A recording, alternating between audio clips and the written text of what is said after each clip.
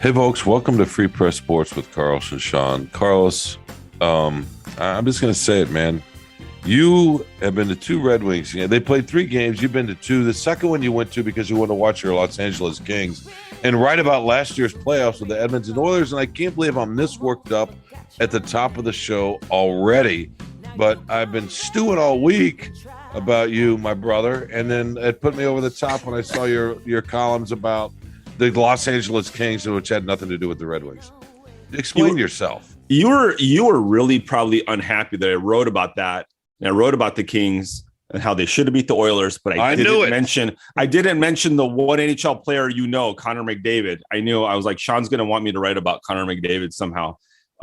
You managed to work him into every, the 2 to 3 NHL columns you write a year. So, yeah, no, man, they're doing something interesting. You got to watch some of the games. It's they're performing well. They're buying into Derek Lalonde's new defensive-minded, responsible puck handling philosophy. So you got to watch the big man, 6'8", Elmer Soderblom, rookie. He's amazing. Scored out of the gate, right? And by the way, you're talking about the talent difference in your column a little bit with the Kings. The of the three teams they've played, they're the most talented team, right? Yeah. Montreal, New Jersey, I think, are who knows? Yeah, I mean, I think in the pros you can kind of say, not in the NFL, and we'll talk about that here in a second, right? You can call anybody terrible. No. Where teams go, you say a team is terrible based on what they did the year before. The one league it's trickier to do that is the NFL, except for the Lions, which we're about to get into. Right. Always terrible. Check mark. Yeah. I mean, because the NFL every year, there are 3 or 4 teams that, wow, I don't understand this. They were terrible a year ago and now they're really good. We don't generally say that in the NHL or the NBA. I mean, teams get better at a slower rate. So your point about the Devils and the Canadians is a good one, right? Because they were awful last year. And, they're not going to be winning the cup this year. I think that's safe to say. Anyway, your Kings are a good team. The Wings, by the way, stayed with them more or less shot for shot, right? I mean, a couple of defensive mistakes, maybe some goaltending issues. I mean, the gap wasn't huge. Did that surprise you? It did surprise me a little bit. I actually thought they might beat the Kings because the Kings, it was the second game of a 5-game trip for them, and they had a wild 7-6 win in Minnesota. And Minnesota, I don't think is great. So I thought, this is the right time to get the Kings, and being a Kings fan, when that's the one thing, right? When you're a fan, you see the flaws of your team, man. You see them up and down, and I thought, I don't know. They're defensively, the Kings aren't great. Jonathan Quick's almost 37, all this stuff, right? So. But the Wings are a younger team, and they have a nice little mix of veteran players. It's going to take them a little bit. I mean, I like that they've bought into Lalonde's philosophy already, but it's going to take them a little bit of time to fine tune the whole, working with each other, getting the lines right, playing a little bit more. I don't know what you would even call it. Careful, exacting, precise on just chipping the puck out to the neutral zone, just, finishing this play, getting being safer with the puck. They're doing most of it right, trying to do it right. They're just not executing all the time. Not that every team does, but you just see, you look at the Kings a little bit, the precision, especially of their offensive attack, is different than the Wings. So it's been a promising start. Yeah. Hey man, we're talking about the Red Wings. We weren't supposed to talk about the Red Wings. No, it's our podcast. We don't have a guest. You're the guest, so we can. You're the headliner too. You're everything, really. So we can talk about whatever we want. Anyway, how you doing, man? Good. It's been busy. It's been you've been busy, so it's getting to. We're just about to get busier with the Pistons starting too. I'm sure you're going to that game, and I am. And by the way, they had just real quickly. We'll talk about the Pistons after we've seen a little bit of them. The preseason is worrisome to some fans. But the analogy, look, the Pistons are young too. They brought in some vets. It's similar to kind of what the Red Wings are doing. Most teams do that when you have young guys and promising young talent. You want some vets around, and you have to. But the right vets, and that's tricky to find. But we'll see what they do, and that'll be a topic for another day. We want to see what they look like. We're trying not to judge too much on preseason, But Well, let me ask you, how excited are you right now? I mean, not only the Pistons starting the regular season, but then the Big Ten had its basketball media day. I mean, you're in your glory. You're like a pig in slop right now, right? well, no, this is just, I think most people will agree. This is one of the best sports. If you like sports, it's one of the best months of the year, right? Because you have the NFL, you have college football, they're rolling. You got the baseball playoffs, you got hockey and basketball going, right? So it's all four pro sports overlap. Plus, you got college football, and you're not that far from college basketball. I don't know that baseball will go long enough to get college basketball started up. Maybe so, but I think October is arguably one of the best months of the year for sports fans, if not the best. Yeah, and it's interesting in the Midwest. You know, there's definitely you coming from California, you don't feel this, but in the Midwest and the cold weather area, the change of seasons. You know, there's this like almost demarcation of there's a different time in our lives starting, and I think it's accentuated with the sports calendar. So it's kind of a cool time to be in. Yeah, kind of like the weather. You know, it's funny enough. The leaves there's been a lot of great color this year, and just in the last few days, Carlos, you look out and the leaves are all of a sudden muted a little bit, and the reds are a little less bright. And whenever you see that, it usually coincides with them starting to fall a little bit. And then you get days like we've had recently where it's not cold, but cooler and rainy a little bit with a little bit of wind. And then the leaves are kind of scattering everywhere. Yeah. And then, right? Christmas is almost here. Basically, when you get to that point, then it's basically a sprint to the end of the football season and the holiday season coming up. And, it's just what you're saying is how you feel that. You're saying you already bought me my Christmas present. So, all right. I like Well, I didn't want to assume that you celebrate Christmas. I get you something for the holidays, Yeah. Yeah. Any holiday, all holidays. How about that? Yeah. We don't need to get off on, whether some groups are trying to ruin Christmas and are anti-Santa, and you can't say Merry Christmas and all that. Santa. This is not that kind of podcast. All right, man. Let's. I know we're going to talk about the Lions, but let's hold off on that for the second segment. They've got I don't know what kind of game you want to call it. It's an important game, maybe. It's a statement game. It's a show me game. How about that? I mean, I think Dan Campbell's got a few show me games coming up to see what he can do with this squad, and obviously in Dallas this Sunday. But before we get to that, let's talk about Michigan football, man. And if you want to talk about Michigan State, that's fine too. We are equal opportunity here, but you don't see the kind of performance too often that we saw Saturday when Michigan beat Penn State. I don't know if you watched that game or not, but what do you think? What did you see? Oh, I saw. I mean, I think Michigan starting to patent that weird kind of slow first half start kind of a thing. But yeah, they came roaring back in the second half. It was, you wrote a column about it and it was true. It's a complete, I don't know if you use the word dominating, but it felt like that certainly in the second half against a good Penn State team. They did everything they wanted to, especially on the ground with their rushing attack. They played a solid defensive game. I mean, it really showed you. It was the first Big Ten, true test that they've had. And you don't see another test at all really coming until Illinois.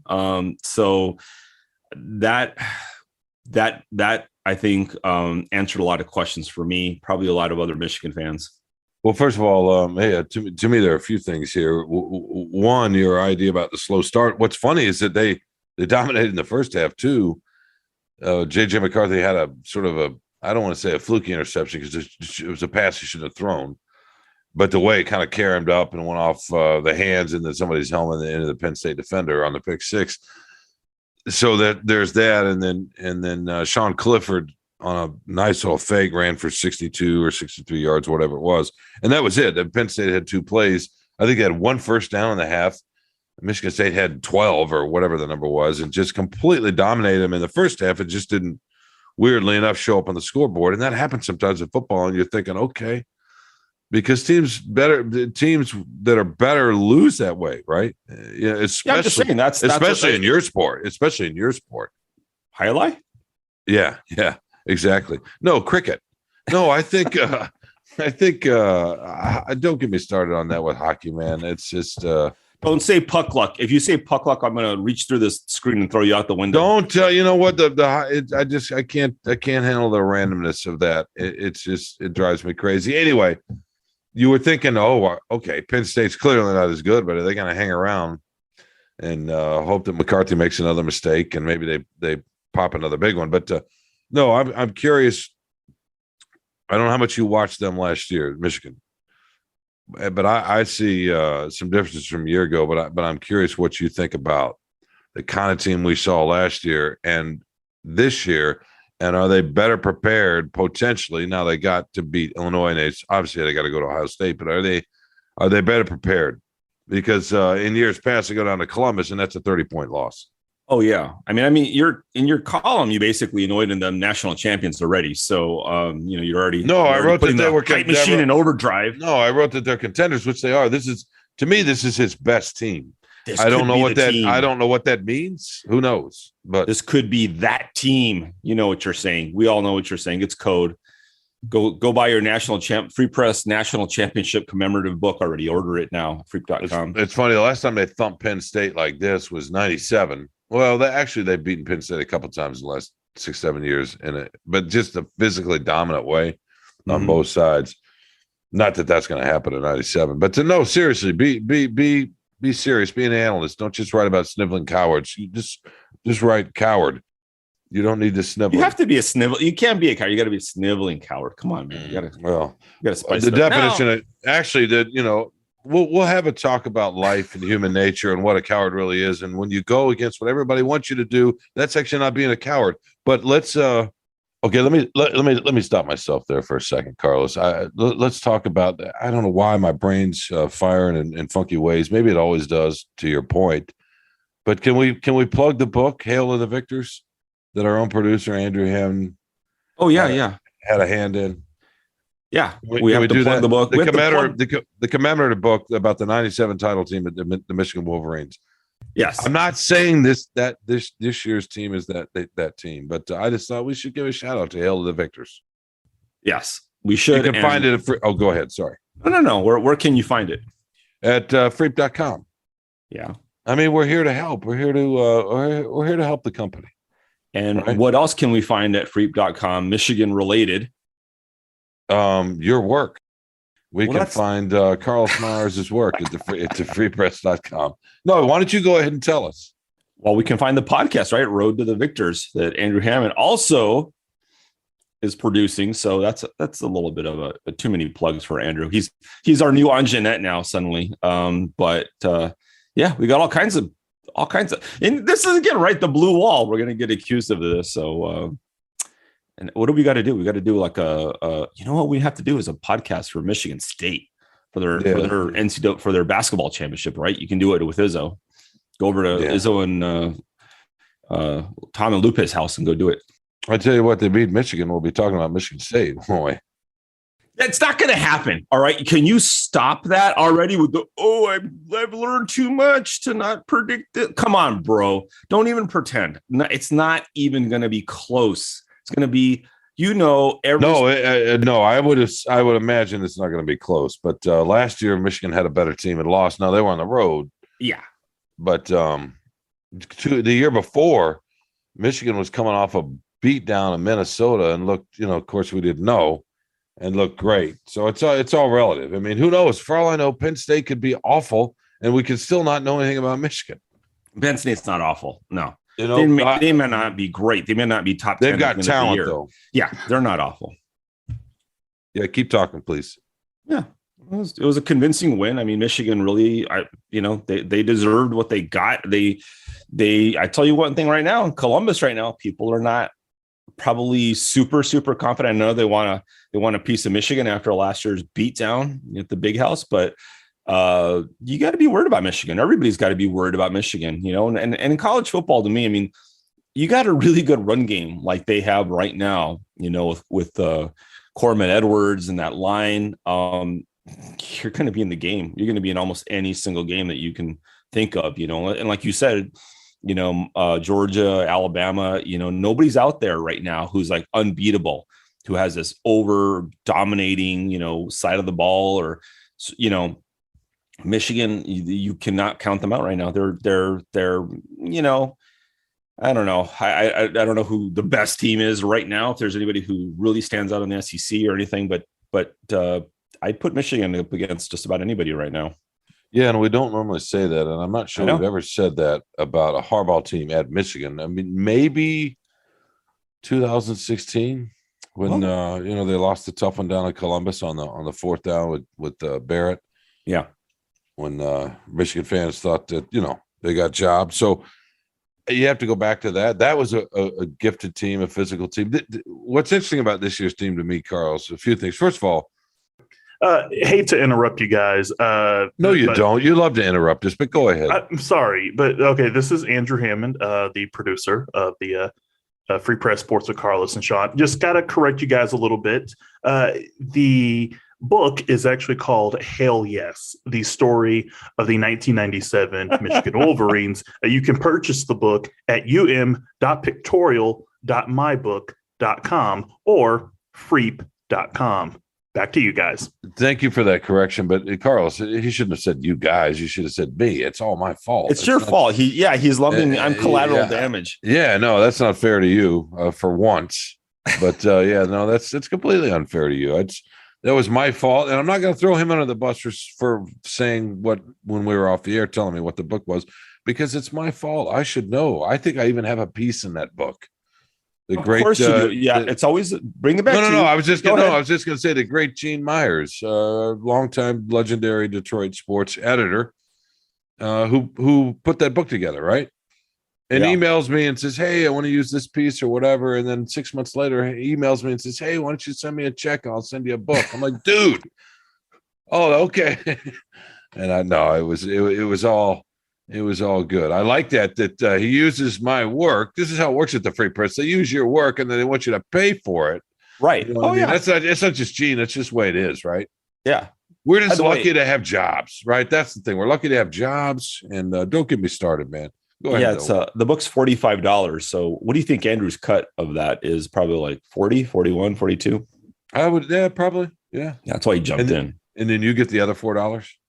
I think so. That's just covering shipping though. But yeah, no, it's a great book. It's a huge book. And the Hail Yes comes from, if people don't remember, a lot of people, people do remember this. I mean, if you're a Michigan fan and everything, that was one of the all-time great front pages in Free Press sports history, and Charles Woodson's, pointing into the stands. And it was, I think we still have those. We would do, if you had the front page, we'd make a poster out of it and hang it in our, office walls. We used to have this nice kind of long corridor in the old building. I think we still have some of those posters in the new place that we're in, but I always remember seeing that. It was a really cool front page. Well, and that was a team, and like a lot of teams, I guess, unless you're, you established it, and you're really good year after year. The way Ohio State's been, the way Alabama is, the way Georgia's become, then maybe it's not surprising. But for Michigan, the reality of the history versus the perception of the history are two different things. And a lot of times with this fan base and this school, but it is an iconic program.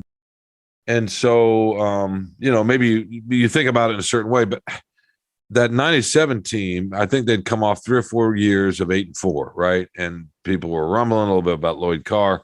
I want to say it was 3 or 4 years. I can't remember exactly. But so you don't trust maybe what you're seeing at first. And I feel like that's the similarity right now. Even though they got to the playoff last year, people think about, okay, they got to the playoff. Maybe Ohio State was a little bit down. I'm not saying they were. That's part of the narrative, though, because college football is all about narratives. And then we saw what happened against Georgia, right, Carlos? Where you're thinking, okay, that's a pretty substantial difference. So you carry that over into this year, and you're not sure just how good they are. The Big Ten is a mess. That's not helping. And but when you watch, that was the thing for me. You watch that Saturday, and you think, maybe we're looking at something that is a little bit different than even a year ago, because you can clearly see, for example, the defense is faster. They just are. Those linebackers and those safeties run. They lost 6-7 starters. You're like, they're going to replace those. Most of those guys were good college players. They replaced them with guys that may be NFL players, and that's the difference, right? The speed. I know they lost Ajabo and Hutchinson, but and maybe that's where they're not quite the same, but everywhere else on defense, they're better, right?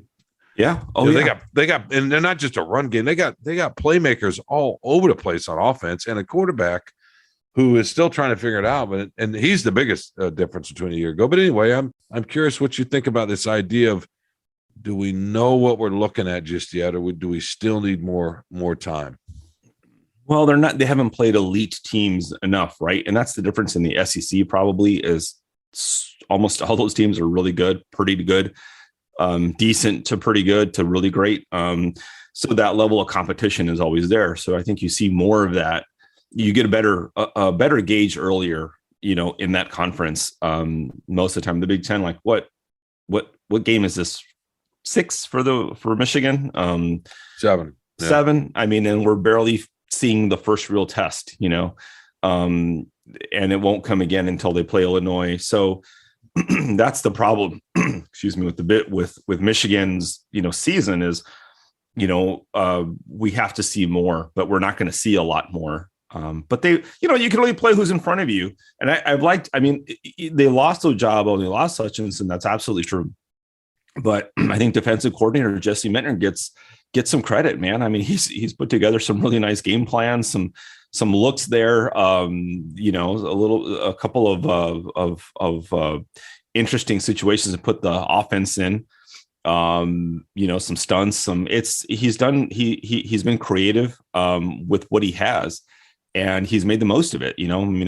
That's a credit. Now, I do think the one thing I am worried about, and even as JJ McCarthy has proven to be, obviously a much more dynamic quarterback than Caden McNamara, I am worried that they're going to play a really good team at some point, or get down to a better team, whether it's Illinois or Ohio State, whatever it might be. And he's going to make a bad decision. He's going to make an impetuous decision. I mean, he almost threw a pick 6, when the pressure was on him on his back foot. I forget who just lofted it over, I don't know, it's a linebacker or whatever. It could have been picked off another foot or two lower. It would have been picked off, run back. You could see Harbaugh shaking his head on the sideline. You could see Harbaugh. That he knew that's going to cost us at some point. And I'm sure he's gone over it, and drilled it into his head. But that's kind of who McCarthy is right now still, right? A young kind of a gunslinger. I'm going to make this play, whatever. You got to have that confidence, but you also have to have that controlled, careful, maturity, right? To eat the ball and say, no, this is not worth it here. And it wasn't, we have to have this play, it's the end of the game kind of thing. So it was kind of a bad, so that's one thing that they have to get out of their system a little bit more. And when you're beating up on teams, that's not, you lose. I think you get too full of yourself sometimes, and you need to calm down. And that's what it's, a lot of these bigger games are going to come down to, probably, is some of the decisions McCarthy makes.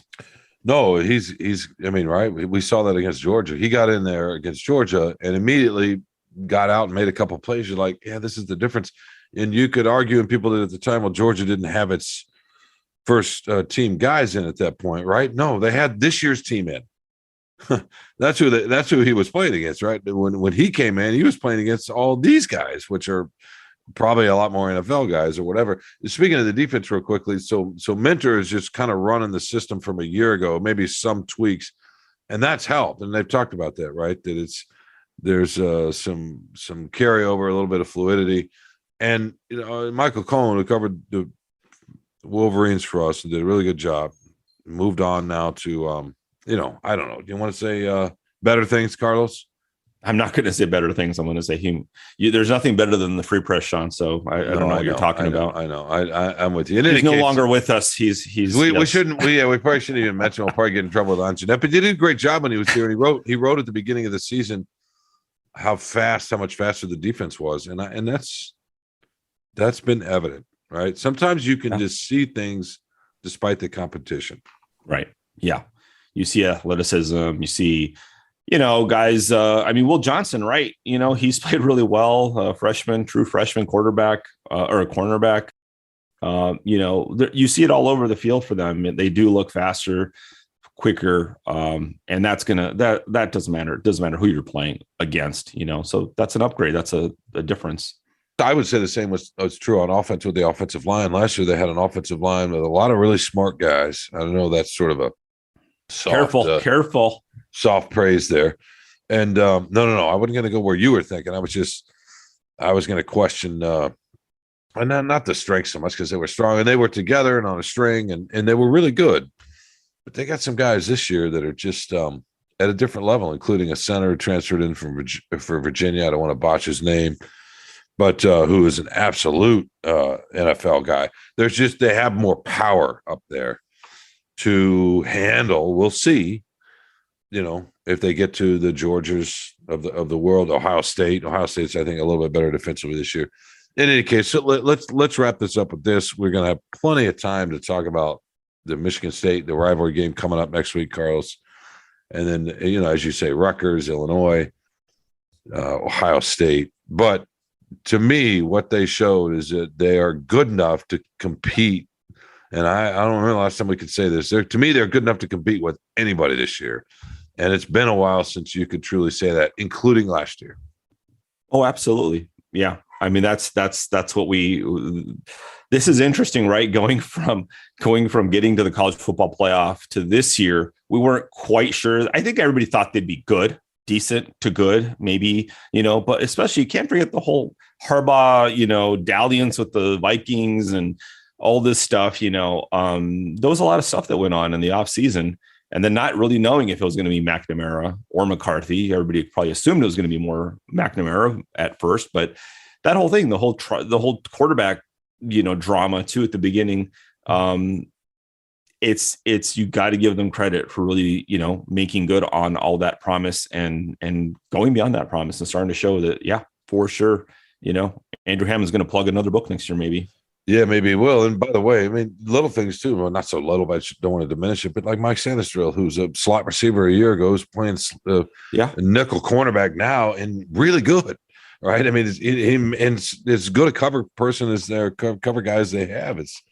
They just have had some things. I don't want to say go their way because I don't want to undermine it by suggesting it's luck, because it's not. But what we're seeing right now, I think, is what Michigan fans hoped they were going to see when Harbaugh was hired, right? Just this sort of menacing, athletic, powerful football. And it's similar to the way his 49er teams ran, right? They were all over the place defensively. They had a great ground game, but they could also throw it some, with Kaepernick, right? Not to say McCarthy's that, but it reminds you a little bit about that. They were just tough and fast and athletic and physical. And so far, that's what we're seeing this year, just in a different level to me.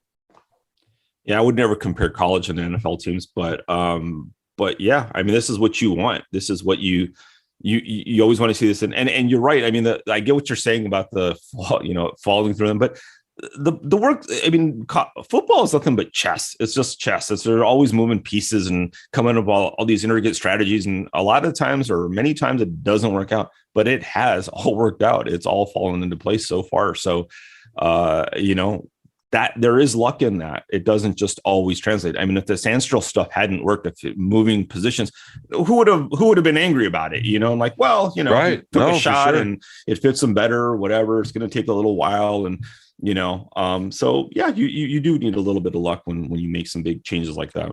No, you do. And losing Ojabo and Hutchinson. I mean, we've mentioned it, but everybody thought that was going to be a huge loss, right? They did. And they're actually better defensively, which is crazy to say. All right, Carlos, we've just spent way too much time. I think we've just proven that there is a blue wall.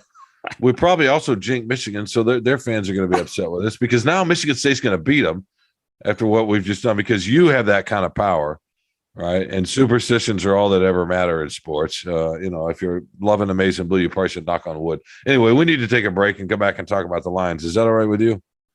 Yeah, let's bring the temperature down and talk about the Lions. Oh yeah, that's a good idea. All right, we'll be right back with what do we call the show? Free Press Sports with Andrew Carlos. Free Press Shawn, Podcast with Andrew Hammond. And Andrew Hammond. All right, we'll be right back. Welcome back to Free Press Sports with Carlos and Shawn. Carlos, that was the longest segment we've ever done. In fact, that should have been the podcast. Why didn't we just stop? You should have said, "Hey, my favorite thing is working with you," and that would have been that. And then you would have said, "That's my favorite thing too." All right, I would have, of course. Jeanette Delgado. I would have worked. My favorite thing is working with you, despite the. I don't know. We don't need to relitigate the Golden State Warriors stuff. Oh my goodness, though. Okay, all right. We're no, God, we were making such Golden State Warriors. We were making green, not the we were making such we were making such progress too. It was beautiful. It was just a beautiful thing. You'd written a really great nuanced column from a couple of them from New England about the Lions who were about to talk, and you were on your way. Thank you. You were on your way, and it's okay that you took 100 steps back with that one, but we're going to keep moving. We're going to keep moving forward. Oh my God! All right, what are we talking about? The Lions. You're Detroit Lions, yes. Talking about the You're Lions. going to Dallas, aren't you? You're so excited. Shawn, everybody knows Shawn loves to travel. No, I do. I mean, trotting Windsor. I am curious about the world, unlike you, which I think shows in your columns. But we're gonna not always though. Not always though. Sometimes you surprise us. I think you're excited about going to Texas, aren't you? You spent some time growing up there. I did a lot of time actually, but barbecue. In various places of Texas. No, so what are we going to say about the Lions? They've had a week off. Mm-hmm. The Lions fans got to sit around and watch teams like the Jets and Giants keep winning, which is just yeah. Didn't they? Do you think actually Lions fans watched NFL and just sat there and I do ground their teeth and got mad, and why can't we be that way? I do. I think that happens it depends on when the bye week follows, but. Yeah, the Jets and the Giants and teams like that. The Vikings keep winning. Packers don't. No, they don't. They're struggling. But anyway, what's at stake here? I know you've been consistent from the start, Carlos, about wanting to see progress. Mm-hmm. What's at stake here? What if they start getting up to 1-7, 1-8? Whatever they'd be going into the Thanksgiving game, 1-7. I don't know. What are we thinking here? What does Campbell need to show not to be in some legitimate trouble at the end of this year? Well, I think that the offense has to get back on track. You can't get shut out again like you did in New England. The defense has to. The defense looked better in New England too. By the way, everybody's just going to remember that as what was it, 29-0 or something. I mean, as a big blowout shutout. It wasn't. That's not. Wow. Was it really 29-0? Yeah. I mean, it was, but it was a slow roll. It was close until the late third quarter, and at that point, the Lions are gambling and going for it on fourth down more often and failing and whatever, but I mean, obviously a win goes a long way. A win's like a little life raft, a little island in the middle of the ocean of like, okay, we can all take a breath, whatever, but this is a process. I don't understand the people. I mean, I understand there's a whole thing with it. I'm going to write a column about this, and just people they expect unreasonable turnover and switch and some kind of miraculous climb. And you look at the Giants and the Jets and whatever, and why can't it be us? And yeah, but look at the other teams too. It's mostly the same. It's mostly in the second year we're rebuilt. It doesn't happen. And you also have to wait till the end of the season to see where teams are at. And the Lions, if you look at them, I think the defense has its problems. And a lot of it's talent based, and there's been injuries and everything else. But I said 6 wins, and I did not believe that they were going to take some big leap and threaten for the playoffs. And it probably hurts a little bit more because the Packers are not good this year. There's problems. And if we'd only been better, we could have been at the top of the NFC North or challenging this. We blew our chance. Like, no, man, it wasn't going to happen this year. If you look at that team, and in fact, don't forget the offense is way ahead of schedule right now. I think that, the one thing that they have to do is the offense cannot take a step back. They have to get back. I don't know if they were going to stay on this trend of being the top offense in the NFL, but they have to get back to being more productive and scoring and, being more potent like they were. And they should with a little bit of better health. So just no steps back, no significant steps back. Keep showing some progress, especially on defense. And hopefully that'll buy the, Campbell and Holmes and the regime, a little bit of breathing room. Yeah, no, they're gonna have to have a few wins in here at some point, right? No, they don't. I mean, they don't. It's no, they can't go 2-15, man. They can. I mean, they might. You know, I mean, it's yeah. I know people just want wins. You know, win, whatever. You know, cheap win. They don't want a bunch of wins. Who cares? No, you do. You know, they do. They want to see something. They want to see a little something. They don't want to feel like they're taking a step back. You are seeing something. You're seeing something, you know, from this team. It's just not coming out to wins. The offense is better. The defense is worse, right? So it's head spinning to people, and they're confused, and they want to see some kind of to your point, to progress. So I don't know, man. It never helps when there's a bye like this, and you look around, because every year there are teams that do this. The Bengals did this the year before, right? Got all the way to the Super Bowl. I mean, there's always a couple of examples out there, and I think for Lions fans, they're like, when is it ever going to be us? And it's just kind of how it is. It's just kind of I mean, you and I got I would love to give him a shout out here in the podcast. I think it's somebody that listens to the podcast, but he was talking about his Lions fandom, right, in an email, and what that's like. And I wish I could remember the particulars. It was fun, but he was kind of explaining the history of this. So that's the bye week is if it comes like at a point like this, it's just weird that way. It's hard for them, you know, to go to New England and get handled. You know, they were handled. You know, it's not as bad as the final score would indicate, but it didn't feel good. It's the worst way, right, to feel that way. And you know, but they've had to. I think Campbell's a smart guy. I think Aaron Glenn's a smart guy. I think they can hopefully do some things. You know, they're switching some things up. You know, but you have who you have. You know, it's not. People aren't just going to get magically better. There's only so many moves you can make, so many different things you can do. You know, 7 weeks into the season, whatever it is. So look for some incremental improvement is what you can hope for. I don't understand this reasonableness, Carlos. I'm just going to go ahead and jump in. Who are you? I've always been reasonable, and sometimes when they're really bad, you have to be called out as being really bad. Did you take a shower the other night after the Wings game? They lost, and you're super positive. What is going on? It's confusing. I mean, maybe I am glad that you wrote the way you did about Draymond and the Warriors in the NBA and how we can never ever watch basketball again as long as we live. I think, you know, because that's the Carlos I know. I'm confused. And now you're just talking about just incremental stuff. What is going on with you, man? Do we need? They need. I mean, it's just the second year of this regime is just going to need more time, you know. And what is fair to say for the people who are angry is that it's not ahead of schedule. You know, the offense is ahead of schedule, but this rebuild is not ahead of schedule. That is completely fair. I think really, and I've written this, you know, really, you probably need about 4 years in the NFL when you go with a regime change, you know, the whole personnel department, the GM, the coach, everything else. You need about 4 years before you really should be expecting consistent winning or a team competing consistently. The third year tells you something about the team, about, okay, here's where the expectations start. Here's where you've had enough time to turn the roster over, to get your guys to implement your philosophy. All that stuff, right? The second year, still building mode. You're still constructing things and figuring things out. In the third year, sometimes some teams do it faster. That's absolutely true. That can happen, but most teams don't. You know, and I think when you look at this team, as a fan, I think you need to look at them and just think, is there enough here that gives you some hope, to use a Shawn Windsor word, some hope that there at least there's a plan in place and they're trying to pursue it. And whether they have the talent yet is a different question.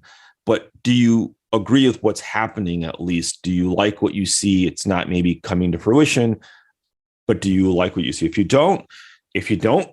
just think, hey man, Campbell, I don't like any of his decisions. He makes every wrong decision and we're going to question every timeout and every fourth down. I don't like Aaron Glenn and nobody's playing for him and nobody's good and they're all regressing. They're all, you know, everybody's hurt. That's Dan or Brad Holmes' fault for drafting hurt guys. And if that's what you think, then that's your right. And that's valid criticism in many ways, but you got to wait for that third year really. And it wasn't going to be fast. No, No, you're right. You're right, Carlos. I can't believe I'm saying that, but you're right I'm that always right. most teams don't. The problem is from the Lions, those who love the Lions, that perspective, almost every year somebody does, right? So you're right about the math and the percentages, but the perception is that it happens every year.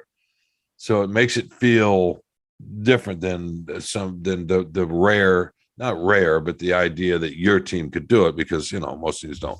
In any case, yeah, it's funny how. Well, you know what? Here's the one thing that you mentioned about that is Lions fans, right? And that's the difference between this franchise and a lot of other franchises, especially the good ones, is when the Lions they often struggle, right? They've not been a good franchise for a really long time.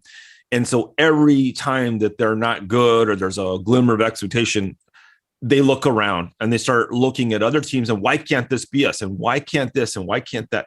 The good teams, the teams that are traditionally good, the Baltimores, New England's, the Steelers, when they have a down year or two, they don't look around and say, why couldn't that? Because it's been them before. No, they don't. Yeah. And they don't start pointing fingers and start pulling the ejection button and the ripcord and No, bailing, they they understand that. They understand different history. Needs to be a different history. And the Lions don't have that. All they have is bad history. So the minute something bad happens, they go right into panic mode and like, oh, again, why couldn't it be us? Look, every other team does it. That's true. It's part of the conundrum, right? The psychic conundrum. That's for sure. All right, we should take one more quick break and come back with the favorite thing. I think it's you're gonna have to carry this one. Well, you always do. You carry the show. You carry the podcast.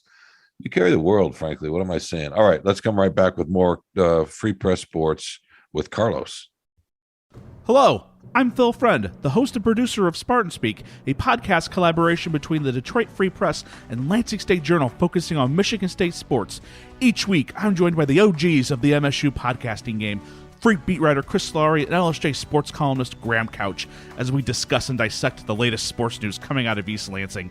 Not only is Spartan Speak one of, if not the longest-running MSU sports podcasts out there, you won't find a show with two people as clued into the Spartans as Chris and Graham, each of whom have spent a decade-plus covering MSU and bring years of institutional knowledge and insight to the podcast.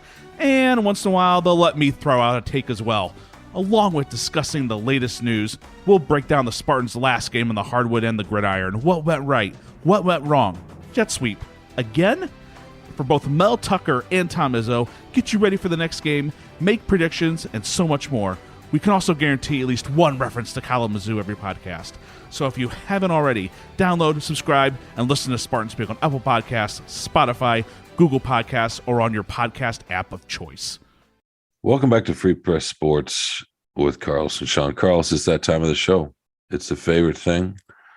It's it's your favorite thing. It's our favorite thing. It's all that matters. It's all that matters. It's your stage. Take it away, man. Well, Shawn, my favorite thing was I'd like to really congratulate and thank Dodgers manager Dave Roberts for sparing me having to watch any more of the baseball playoffs and punching my pillow and punching the air and kicking things over the frustration that I felt in the playoff series with the Padres in the first round. Because, Dave Roberts managed to somehow scuttle a very promising playoff season after 110, 111 wins, whatever the Dodgers had this year. And, in his infinite wisdom pulled, Tyler Anderson, their starting pitcher, who was cruising through 5 innings, 2 hits. No, I know better. I'm going to start going into my bullpen here. And he got 1 good inning out of Brusdar Gratterall, and then the rest of the bullpen just pooped themselves. And they gave up 5 runs or whatever in the inning to the Padres and lost 5-3 and were eliminated in 4 games. So thank you to Dave Roberts for that, who just, I think the one thing Dave Roberts loves is just to pull pitchers who are cruising, whether it's perfect games or no hitters or in important playoff elimination games. You know what? And lesson to Tigers fans, by the way, as we're going to find out about AJ Hinch. I don't think AJ Hinch is this kind of manager, but how frustrating can you I just thought about the Tigers. Like, could you imagine if the Tigers ever turns around and won 110 games and AJ Hinch pulls whoever, it might be after 5 innings when he's cruising, and then starts going to his bullpen and starts over managing the game needlessly and costs them playoff series. Like, they're talking in LA about firing Roberts. People are tired of this kind of stuff, that they've, as good as they've been, they've probably underachieved. So very interesting lesson. But again, thank you to Roberts. I don't have to stay up till 1 a.m. to watch these games. I get my rest now, and I can write better columns and argue with Shawn Windsor more often and more accurately. So thanks. Well, that's a good one. That's a nice uplifting. My favorite thing. It's I'm sure there was no reason. I'm sure he just said, hey, you know what? I think I'm just going to do this. And I'm sure he had no reason at all. I'm sure there's no science behind the decision. I'm sure there was there was no science. I'm sure there's no. I liked Bruder,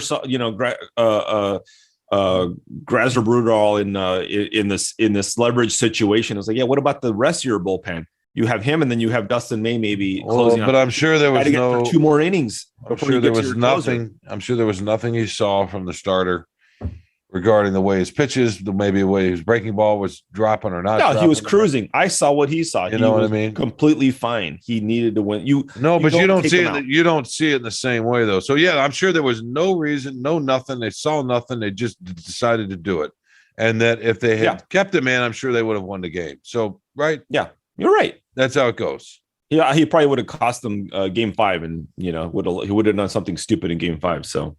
Yeah, I know the manager. That's my favorite thing. Is that my goodness? I don't have to listen to the second guessing of baseball managers. Oh my goodness! And we'll get there if the Tigers get good again. But I don't know that there's anything more, fingernail on a chalkboard worse than people second guessing a baseball manager, because you just assume whatever the other decision would have worked, and that's just not true. It's never true. I am maybe fine it's true sometimes, but. I've given Roberts a lot of rope. I'm like, listen, I understand it. It's not hard. It's not easy to make these decisions. A lot of things. I mean, for a long time, the Dodgers had Tommy Lasorda. Tommy Lasorda was he was a slave to the pitching, to the righty lefty matchups, no matter what, no matter if whoever it was had hit, 4 home runs, but it was righty on righty. So I got to go to my lefty. Like it bothered fans forever.